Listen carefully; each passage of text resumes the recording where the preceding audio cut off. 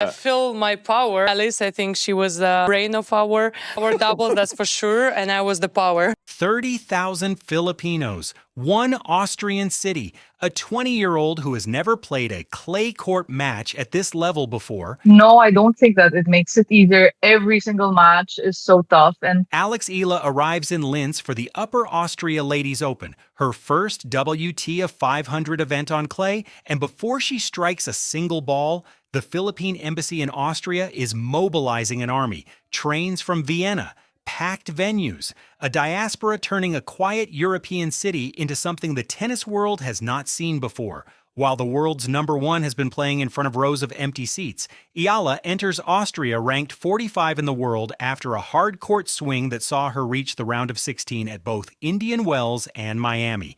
The clay represents new territory, a surface she has dominated in junior years but never proven herself on at the highest professional level. Days before her debut, she posted an Instagram story from Linz, a Filipino grocery store. The caption, "Uy Philippines," the Tagalog exclamation of delighted surprise. She called the store a gem. That single post told the real story. Wherever Alex Eala goes, she carries home with her. And home was about to show up in force. The contrast could not be sharper. In one corner, Aryna Sabalenka, 23 wins, 1 loss, the most dominant start to a WTA season in 2026. Multiple titles, the Sunshine Double. The #1 ranking no one is close to touching. In the other corner, reports from Indian Wells in March. Fan videos circulating online, rows of empty seats during Sabalenka's matches, social media backlash over sparse crowds, the world's best player competing in a stadium that looked half interested. Now Linz, so OWT, a 500 event with a 3,000-seat center court. Sabalenka is not even in the draw. The top seeds are Mira Andreeva and others, and yet drama channels across YouTube are reporting something else entirely. Claims of Sabalenka's frustration, speculation of panic, sources suggesting she cannot understand why her dominance on court does not translate to dominance in the stands. Because while she has been winning matches, Alex Eala has been winning something far more valuable. The tournament director saw it coming before anyone else. Sandra Reichel, former professional player, now the woman running the Upper Austria Ladies Open, gave an interview to ABS-CBN Sports on April 5th. Her words were unambiguous. It's great for the Philippines, Filipinos, and tennis fans to have an amazing player. Alexandra is unbelievable. Great for the Philippines. Such an amazing player. Alexandra Eala is unbelievable. Not just good, unbelievable. Reichel did not stop there. She confirmed Eala would play every one of her matches on center court, not the outer courts, not the practice courts with temporary seating. The main stage, 3,000 seats, all of them for her, because Reichel knows what is coming. Reports from multiple Filipino media outlets and social media accounts detail the mobilization happening across Austria. Approximately 30,000 Filipinos live in the country, many concentrated in Vienna, just a short train ride from Linz.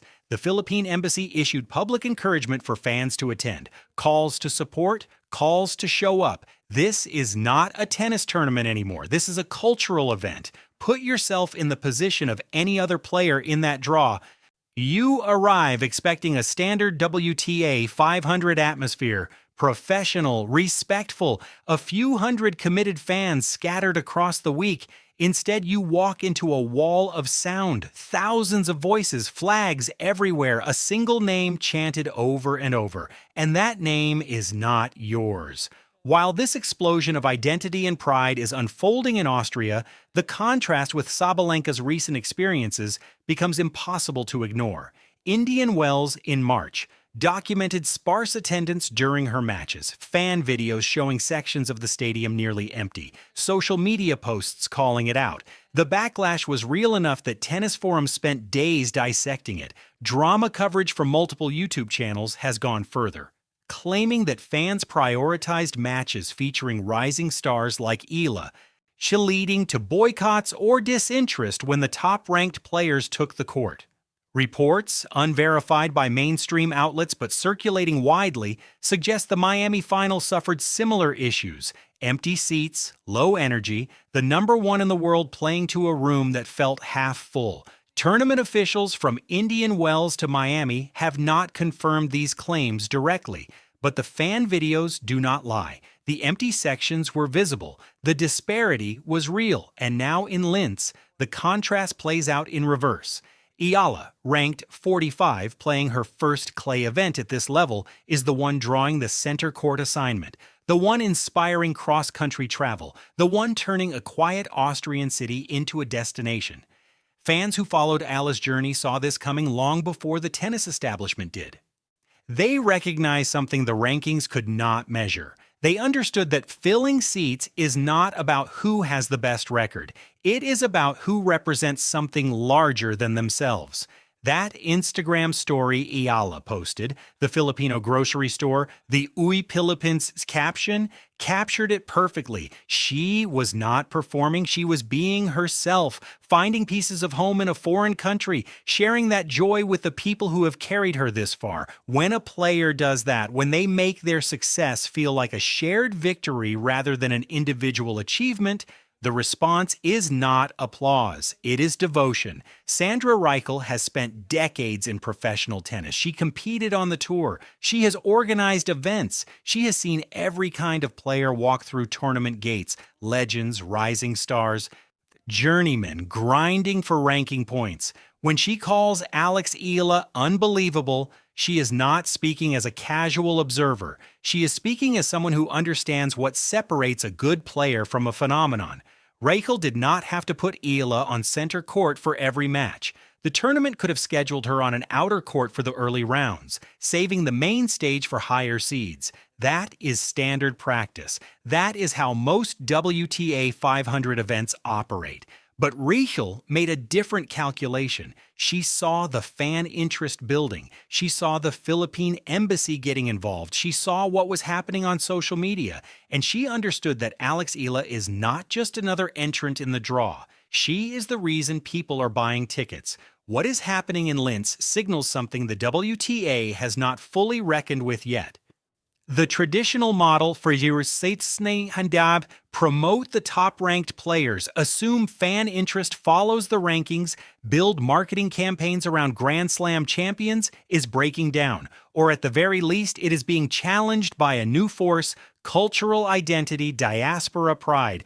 The power of representation. Filipino communities exist in nearly every major city on Earth.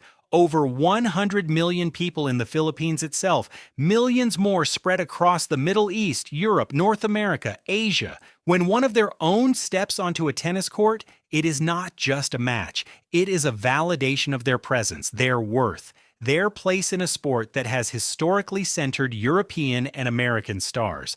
Eala's upcoming schedule includes Stuttgart, Roland Garros, every clay event between now and the summer. If the Linz mobilization is any indication, tournament directors across Europe are about to discover what it means to host a player who travels with an entire nation behind her. Meanwhile, Sabalenka continues her dominant season. Her tennis is undeniable. Her results speak for themselves. But if the attendance issues from Indian Wells and Miami persist, if the pattern holds that fans are choosing cultural connection over pure ranking excellence, the WTA has a commercial problem on its hands because the player with the trophy and the player who fills the stadium are no longer guaranteed to be the same person. Eala is not perfect. Miami proved that. She reached the round of 16 after strong wins over Laura Siegemund and Magda Linette. Then she faced Karolina Muchova. The scoreline was brutal, 0-6, 2-6, a dismantling.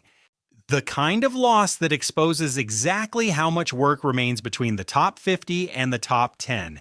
Eala did not post about it. No emotional statement, no lengthy reflection. Instead, she moved on, transitioned to clay preparation, flew to Austria, found a Filipino grocery store and smiled about it. That is resilience without the performance, progress without the need to narrate every setback. Sandra Reichel called her unbelievable. 30,000 Filipinos mobilized across Austria. The Philippine embassy issued public calls for support. A 20-year-old making her clay debut earned center court placement over higher seeds. And somewhere, the #1 in the world has been playing in front of sections of empty seats. Alex Eala is not just advancing in tournaments, she is rewriting the economics of fan attention. She is proving that the People's Champion era is not a theory anymore. It is the present reality. And the gap between ranking dominance and cultural dominance has never been wider.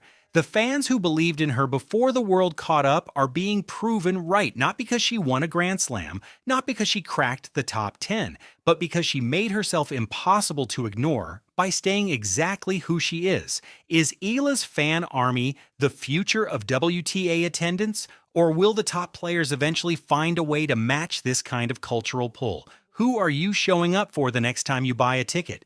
If you have been following Alex Eala's rise, if you saw this coming before the tennis world did, you are part of a community that recognized greatness before the rankings reflected it. Subscribe. Because this story is just reaching the clay courts, and what happens at Roland Garros will make Linz look like a warm-up. Drop your prediction below. How far does she go in her first real clay campaign at this level? The believers were right. The world is watching now.